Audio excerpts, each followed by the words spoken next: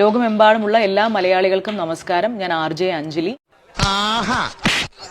നീ ഒന്ന് ഭൂമിയിലേക്ക് ഇറങ്ങി കിട്ടാൻ കാത്തിരിക്കായിരുന്നടാ. കഴിഞ്ഞ ദിവസം എന്റെ പേജിലൂടെ ഒരു പ്രാങ്ക് വീഡിയോ ഞാൻ പബ്ലിഷ് ചെയ്തിട്ടുണ്ടായിരുന്നു. എന്റെ അമ്മേ, ഇത്രയും പുളിച്ച തെറി ഞാൻ എന്റെ ജീവിതത്തിൽ കേട്ടിട്ടില്ല. അതിൽ ഞാൻ അങ്ങനെ ഉദ്ദേശിച്ചിരുന്നില്ല, ഞാൻ ഇങ്ങനെ ഉദ്ദേശിച്ചിരുന്നില്ല എന്ന് പറയുന്നതിൽ ഈ ഒരു സാഹചര്യത്തിൽ യാതൊരുവിധ അർത്ഥവുമില്ല എന്ന് ഞാൻ മനസ്സിലാക്കുകയാണ്. ഞാൻ ഒടുവിൽ കുറ്റസമ്മതം നടത്തി അല്ലേ? അങ്ങനെ ഉദ്ദേശിച്ചില്ല എങ്കിൽ കൂടി ആ വാക്ക് പൊതുസമൂഹത്തെ മുറിവേൽപ്പിച്ചു എന്ന് മനസ്സിലാക്കുന്നത് കൊണ്ട് തന്നെ പിന്നെ ഈ സംസാരത്തിലുള്ള സംസ്കാരം വില കൊടുത്ത കിട്ടില്ല. ഈ വീഡിയോ കാരണം, ഇതിൽ വന്ന പ്രതിഷേധം കാരണം എന്റെ RJ പണി പോയി.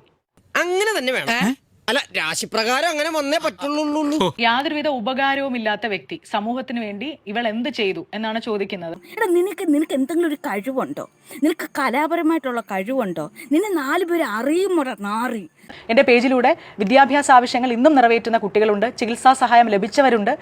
3 വീടുകൾ നമുക്ക് വച്ചു കൊടുക്കാൻ കഴിഞ്ഞു. അതിൽ 2 വീട് കംപ്ലീറ്റ് ആയിട്ടുണ്ട്. ഒരു വീഡിയോ എടുക്കുന്നതിന് തൊട്ടു മുമ്പ് വളരെയധികം തമാശ രൂപേണ ഞങ്ങൾ സംസാരിച്ചുകൊണ്ടിരുന്നത് മീശ മാധവൻ എന്ന ചിത്രത്തിലെ വിഷുക്കണിയുമായി ബന്ധപ്പെട്ട വിഷ്വൽസ് മാത്രമാണ്. വിശ്വസിക്കാവോ? ചുമ്മാ ഇങ്ങനെയുണ്ടോ കള്ളന്മാർ ലോകത്ത്? അത് സംസാരിച്ച് ചിരിച്ചുകൊണ്ടാണ് വീഡിയോ ഞങ്ങൾ ആരംഭിച്ചത്.